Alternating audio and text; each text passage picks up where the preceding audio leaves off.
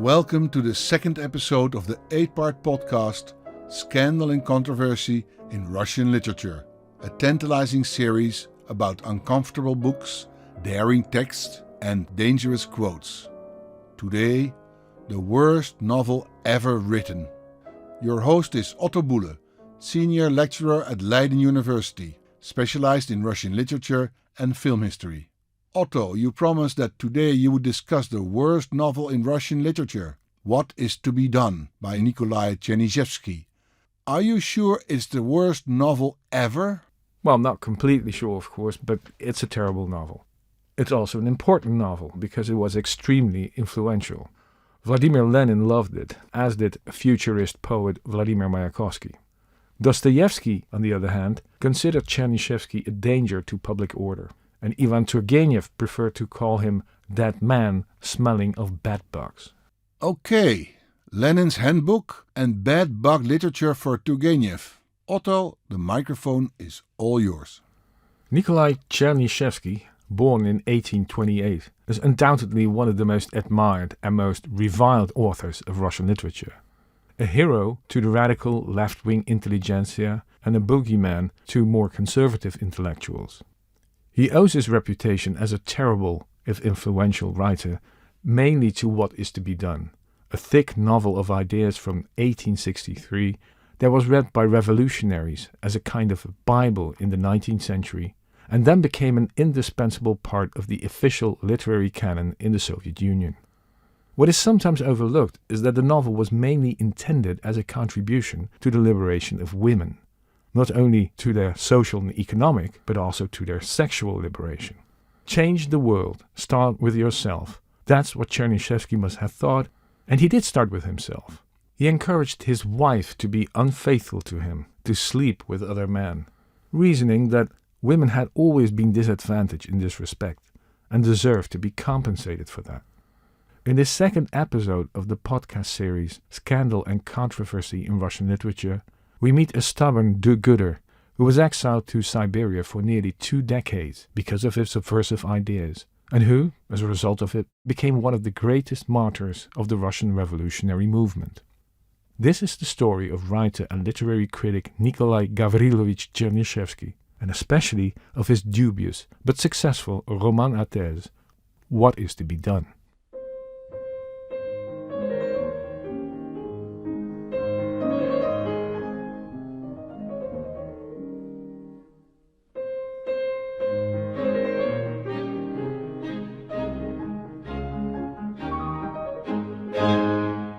Most people consider What is to be Done a worthless book from a literary point of view. Moreover, that Chernyshevsky lacked any talent for writing.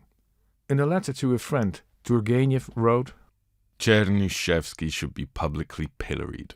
What a bumpkin and a jerk that man is. He writes nothing but rubbish. He is the one smelling of bedbugs. I can't call him anything else. A product of malicious stupidity and blindness. And Turgenev wasn't alone in being unimpressed with What is to be Done. Vladimir Nabokov also made fun of Chernyshevsky's clumsy style and incredible long-windedness. But the endearing thing about Chernyshevsky is that he agreed with this sort of criticism, and yet he continued writing anyway. Novels, plays, stories, and an endless number of essays, book reviews, and philosophical reflections. He really was a workhorse with an incredibly high production. What's even more interesting, there was indeed an audience for that unreadable work of his. Especially progressive youngsters tended to idolize him. When he was exiled to Siberia for writing seditious articles, teenage girls submitted petitions to the Tsar offering to go in his stead. Sire, I will go to Yakutia, but release Nikolai Gavrilovich. This urge to sacrifice oneself for a mediocre writer is not easy to understand, especially because nobody reads Chernyshevsky anymore, and we still read his ideological opponents, the oh-so-reasonable liberal Ivan Turgenev and the Slavophile Fyodor Dostoevsky. Chernyshevsky was a figurehead of the radical left-wing intelligentsia, and while that was still a recommendation in Soviet times, it no longer is, at least not since the fall of the Berlin Wall in 1989.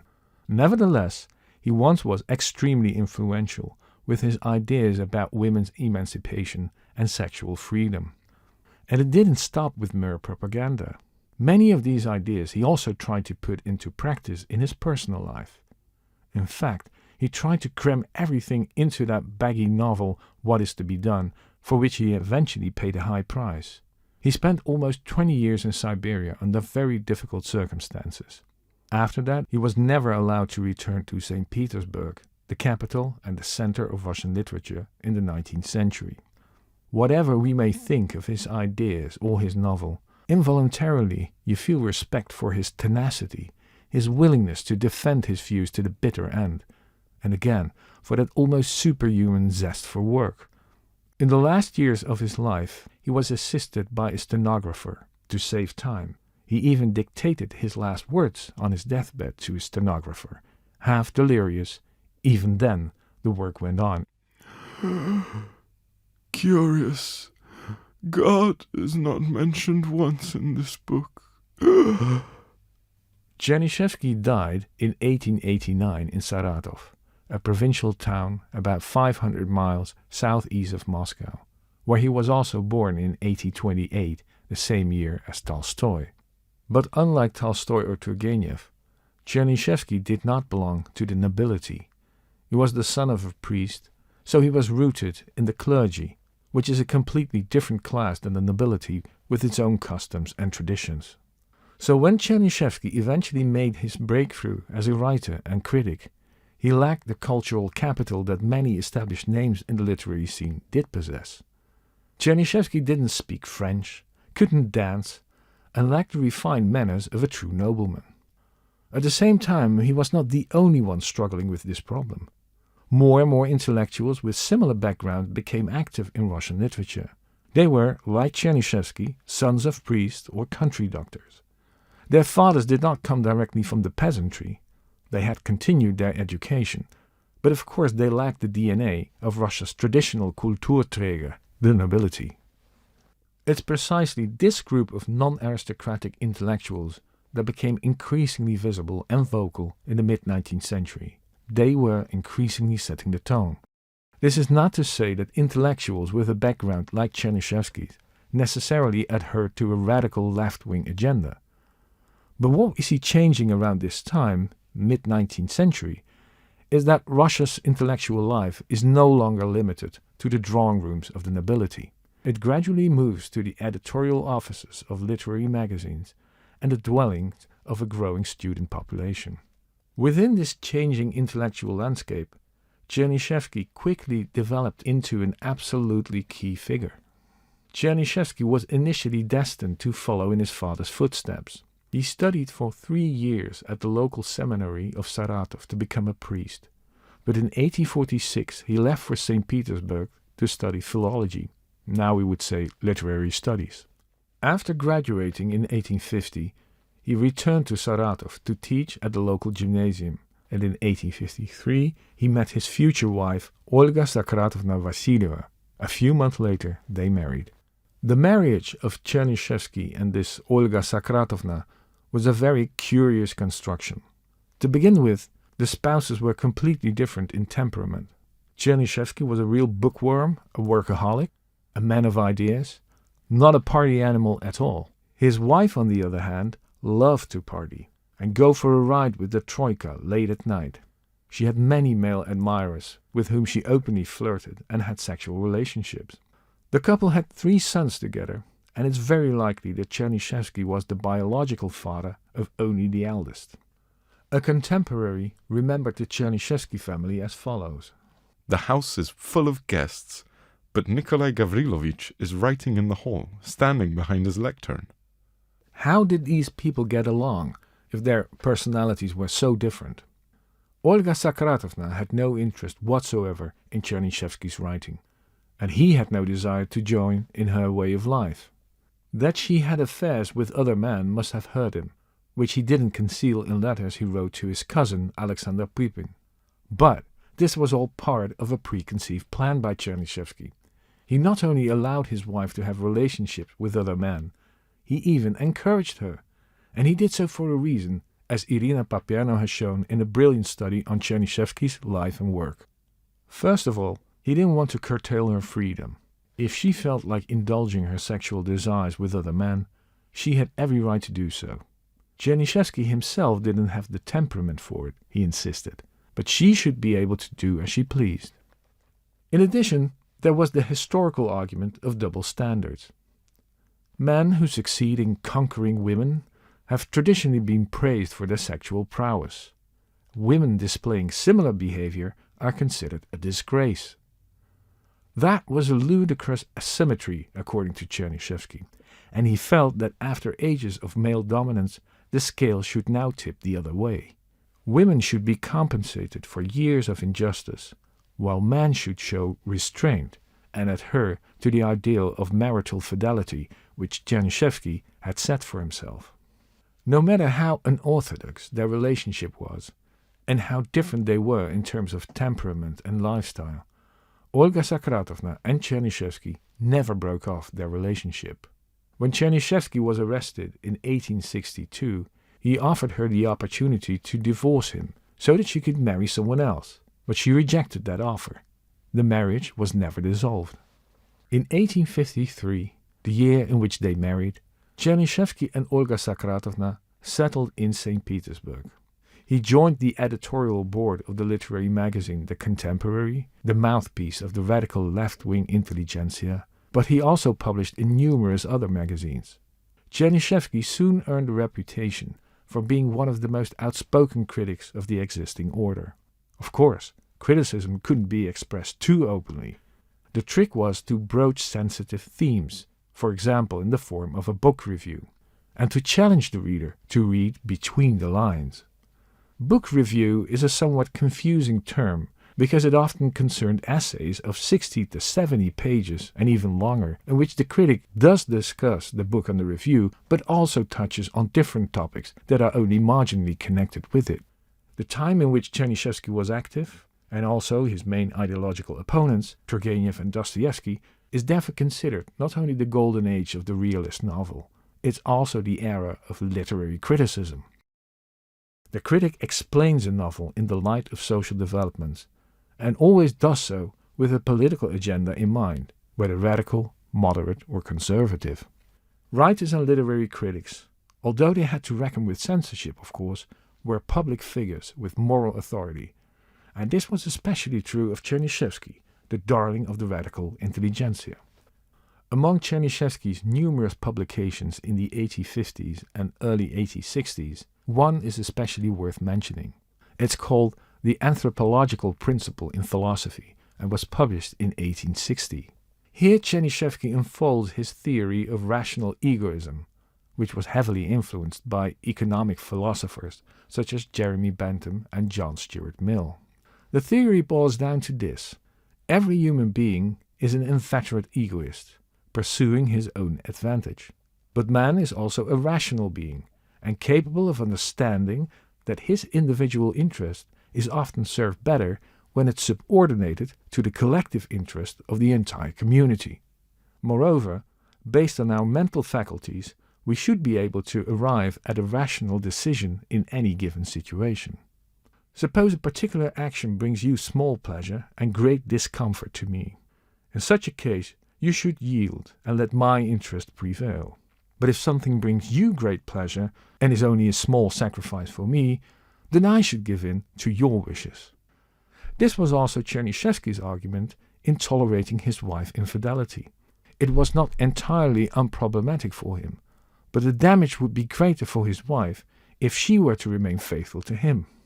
Chernyshevsky was very optimistic about man's ability to calculate his own interests, make a cost-benefit analysis, and arrive at the right decision. Of course, as things stood, humanity was still far removed from this blissful state in which man can rely entirely on his rational capacities. But given time, it would become easier to shape life according to the principles of rational egoism. And this is what the novel What is to be Done is supposed to prove, namely the theory's practical applicability.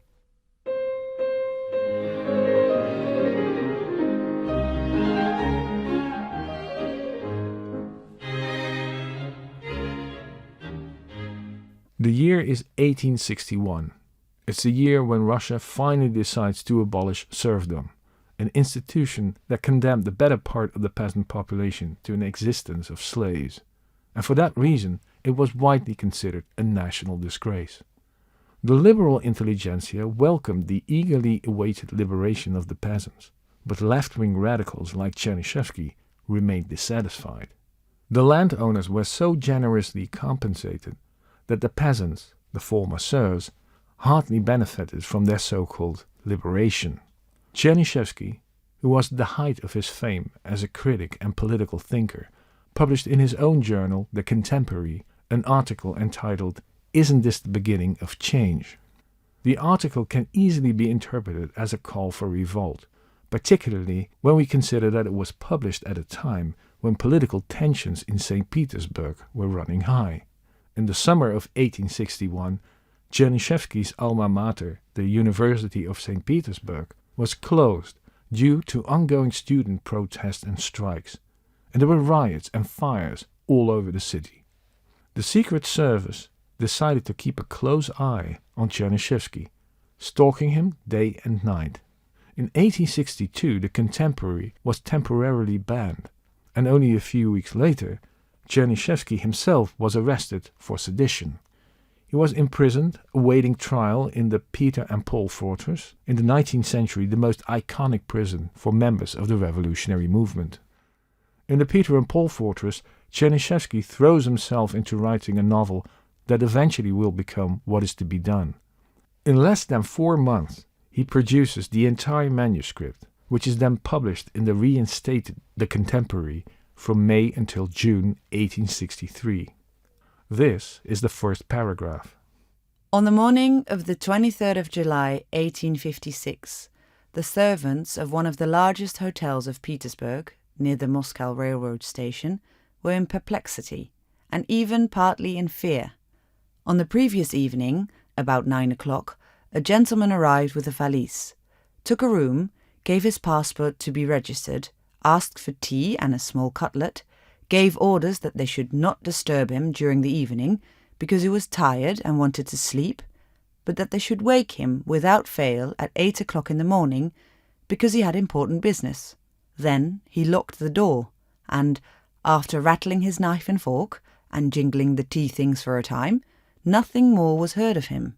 He was apparently asleep. Morning came. At 8 o'clock a servant knocked at the stranger's door. The stranger did not answer. The servant knocked louder, very loud. Still the stranger did not reply. Apparently he was very tired. The servant waited a quarter of an hour, again tried to arouse him, again was unsuccessful. The $6 million question is, of course, how is it possible that one of the most subversive novels in the history of Russian literature was legally published? Its author was a well-known opponent of the Tsarist regime, awaiting trial in prison. The literary journal that he ran, The Contemporary, was a notorious hotbed for political radicalism. How on earth could this happen? The publication of What Is to Be Done was possible because there were 2 censors involved. The first censor was the special committee that was set up to conduct the Chernyshevsky case. The second censor was the regular censor, who had to approve the novel for publication in The Contemporary. The members of the special committee didn't bother to read the entire manuscript. They probably thought it was too much work, and they were relying on the regular censor. After all, it was his job. But when the regular censor received the manuscript and discovered the committee's stamp on it, he concluded that the novel had already been approved, and that his own approval was a mere formality. Sure, go ahead and have the thing published. So thanks to its long-windedness and tedious style, which discouraged the censors from actually reading it, What Is to Be Done was published without any interference from the state. Later, the authorities did take action, of course. The novel was banned, and those issues of the journal containing an installment of What Is to Be Done were confiscated. But by that time, the damage had already been done. Copies that had already been distributed remained available, and the novel was also distributed in handwritten copies. It was even published as a separate book edition in Geneva in 1867, which was then smuggled back into Russia, where it quickly found new readers.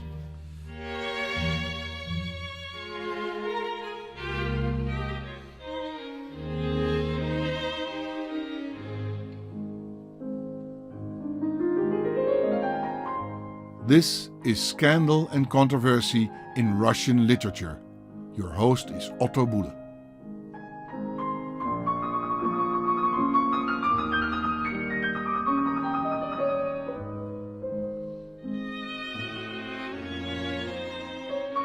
What is to be done is a thick, genuine 19th century novel with multiple plot lines, numerous characters, and plenty of digressions, in which Chernyshevsky addresses his heroes directly and then, in an old-fashioned way, turns back to the reader. On top of that, he constantly emphasizes that he really has no talent for writing, but that he doesn't care. He cares about the truth. And this is really a sneer at liberal writers such as Ivan Turgenev, who are so preoccupied with writing beautifully that they end up disguising the truth and will never tell it like it really is. These numerous asides and digressions take the pace out of the story and make it even more of a challenge to read the whole thing in its entirety. But if we ignore those digressions and limit ourselves to the main plot line, then we can summarize the story as follows. The main character, Vera Pavlovna, is a young talented woman who seems doomed to wither away in the petty bourgeois environment in which she grows up. She is also in danger of being married off to a much older and wealthy man, the inevitable fate of many women in the 19th century. However, the tutor of her younger brother, the medical student Lapukhov, takes pity on her and offers to marry her. But it will be a fictitious marriage. Lapukhov will not claim his rights as a husband, so he will not sleep with her. In this way, Vera Pavlovna can escape her family, especially her tyrannical mother, and develop her talents in any way she sees fit. Vera Pavlovna and Lapukhov will set up house together though. Each will have a room of their own. There will be a third common room where they have their meals, where they have interesting conversations, where they can enjoy each other's company. It's more than simply sharing an apartment. They are friends, but they are not in a sexual relationship, and the whole marriage is just a scam to deceive Vera's family, to enable her to start a life of her own. After a while, self-study and intellectual discussions with Lapukhov are no longer enough for Vera. She wants to do something more purposeful with her life, and that is how she conceives the plan to organize a sewing shop on a cooperative basis. All employees share in the profits and have a say in the way the shop is managed. Vera mainly recruits poor girls and prostitutes who want to leave their profession. And the recipe works. Not only are these girls slowly becoming masters of their own destiny, the sewing shop also turns out to be a huge success from a commercial point of view. And this is the ultimate proof that you won't get far with traditional charity. Entrepreneurship, commercial rigor, and, particularly, rational egoism, those are the qualities that will get you further in life, and that will ultimately contribute to creating a better, more just society.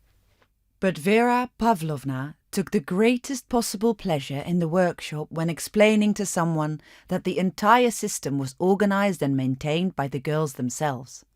With these explanations, she was trying to convince herself of what she wanted to believe, namely, that the workshop could function without her, that other workshops of the same sort could appear completely independent of theirs. Why not? It would be splendid. Vera's love life then takes a stormy turn. Although she does have sex with Lapukhov on one occasion, Vera eventually falls for another man, a good friend of Lapukhov's, his fellow student Kirsanov. They discuss the dilemma in all openness. They even consider the possibility of a ménage à trois, but this they reject on the grounds that it would discredit Vera. And here the story takes an unlikely turn. Lapukhov fakes suicide so that Vera and Kirsanov can indulge their mutual affection. In reality, Lapukhov flees to America and after a few years returns to Russia under a different name.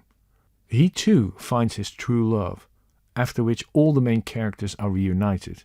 The two couples, Vera and Kirsanov, Lapukhov and his girlfriend, run a common household, start a commune, and live together in perfect harmony.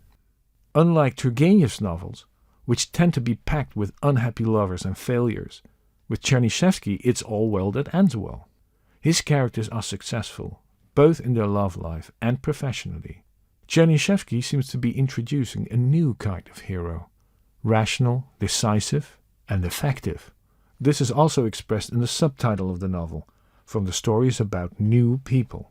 Indeed, Vera Pavlovna, her first love Lapukhov, and her husband Kirsanov are new people who've left behind the prejudices and social conventions of old Russia, laying a foundation for a future socialist society.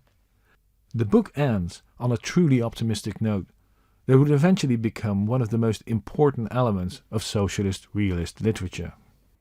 They live cheerfully and amicably. Working and resting, they enjoy life and contemplate the future. If not without concern, then with the firm and absolutely well-founded confidence that the further they advance, the better it will be. This happy future society is also sketched out in Chernyshevsky's novel. The story is interrupted 4 times by a dream Vera Pavlovna is having. The final dream in particular is usually seen as the climax of the novel, which is why this part is sometimes read at school or university as an earlier example of Russian utopian literature. In this 4th dream, Vera Pavlovna is guided by a mysterious female figure who shows her how attitudes toward women have changed over the centuries. First, she is completely subject to the man. Then, she is above all a sex object and a source of physical pleasure. Then, we've come to Christianity now, she is prized above all for her chastity. And these changing ideas of ideal femininity are embodied by ever-changing majestic female figures, Astarte, Aphrodite, the Holy Virgin. Then we come to the final stage, the future, and here Vera Pavlovna's mysterious guide reveals her own identity. Her name turns out to be Equality, and the female majesty that belongs to the future is Vera Pavlovna herself. She is the new woman of the future, who is not subjected to any man, but who can frankly and freely decide on her own destiny and her own sexuality. What then follows is a vision of this future utopia, where all people work according to their ability and receive according to their needs. We see workers busy on fertile fields, but their work is light and pleasant. A large cloth moves with them to protect them from the bright sun. In the evening there are festivities, not because there is a special reason for it, but because life is simply a party.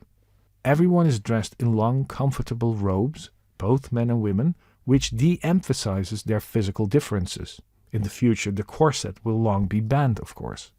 The party takes place in a huge, futuristic building made of steel, glass, and aluminium.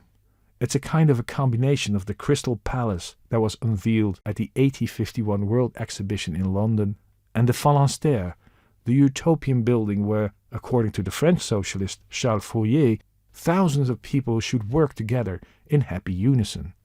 The description of the activities taking place in that building is undoubtedly one of the most daring in 19th century Russian literature. So let's join Vera Pavlovna as she is shown around by her mysterious guide. This is what the guide is saying. Many people are at the theatre, some as actors, others as musicians, and still others as spectators, just as they desire. Some are in lecture halls, museums, and libraries. Others are in garden avenues or in their own rooms, relaxing alone or with their children. As for the rest, that's my secret. In the hall you saw how their cheeks glowed and their eyes sparkled. You saw how they came and went. When they leave, it's I who lures them away. The room of each man and woman is my sanctuary. Within those walls, my mysteries are inviolable. The curtained doors and thick carpets absorb every sound. Silence and mystery prevail. They return. It is I who brings them back from my kingdom of mysteries into the realm of light entertainment. I reign here. Glowing cheeks and sparkling eyes, thick carpets absorbing every sound. Even if you dozed off for a while, by now you should be awake again. Such a plea for free love and promiscuity was unique in Russian literature at the time.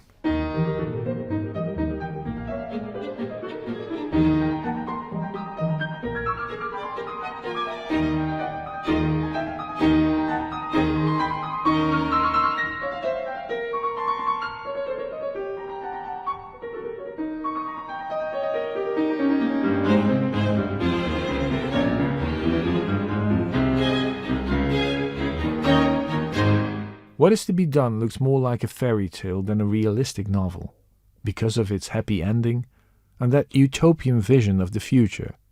But apart from that, the critical reader will be inclined to ask a number of questions.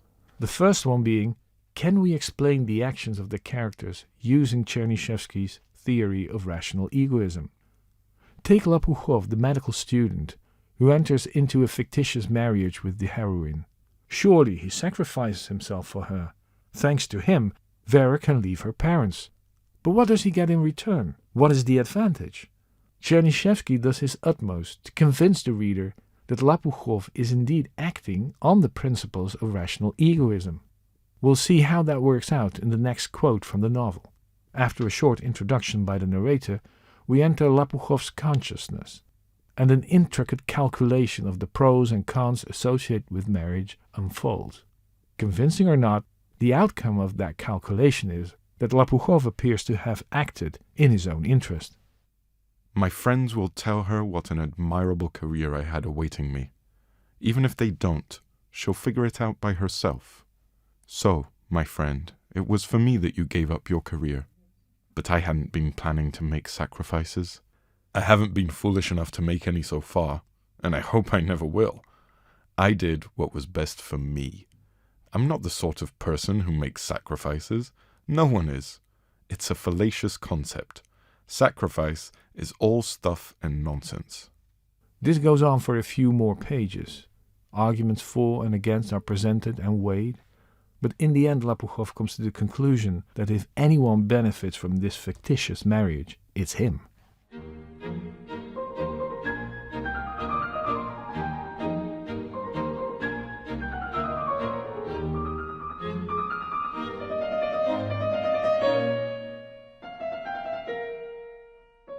What is to be done is in many ways an endearingly bad novel. But there was an audience for it. Despite its limited availability, there were enough readers who took notice, either through the original publication in the Contemporary, or through a handwritten copy or a book edition smuggled in from Switzerland. Those who really wanted to get their hands on the novel generally succeeded in doing so. What attracted most readers was the practical side of the novel. Contrary to what we might think at first glance, it isn't so much a love story but a novel of ideas that provides very specific advice as how to organize one's personal life, not just for one's own sake, but as a modest contribution to the demolition of a repressive society. In other words, the novel offered a very specific behavioral model. Girls shouldn't wait to be married off, but break with their environment and go out into the world to develop themselves and seek personal fulfillment. Young men, mostly students, had to facilitate this by offering themselves as a fictitious marriage partner.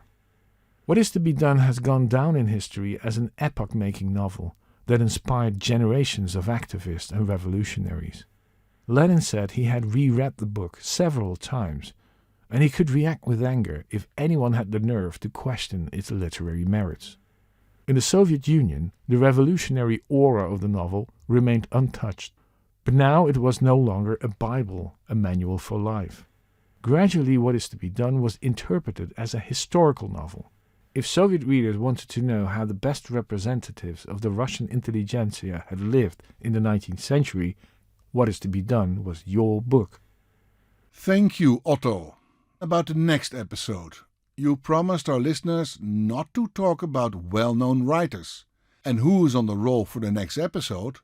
The great Tolstoy. Explain yourself. Yes, Tolstoy stands out in terms of stature if you compare him to the other writers we discuss. But in this next episode, we look at his novella, The Kreutzer Sonata, that has caused an enormous stir. In fact, it's doubtless the most scandalous text in Tolstoy's entire oeuvre. Drawing from his own experience, he provides a devastating analysis of modern marriage, and arrives at the conclusion that it is only a masquerade to disguise the sex drive. Therefore, it's better not to have sex at all. With his analysis, Tolstoy offended a lot of people, including his own wife, Sofia Andreevna, who even wrote a counter-novel to prove that her husband was wrong. Scandal and Controversy in Russian Literature is a podcast by Otto Boele and Kai Mastenbroek, produced by Electrical Films. Voice actors are Maruska Hamer and Domenico Gemoli.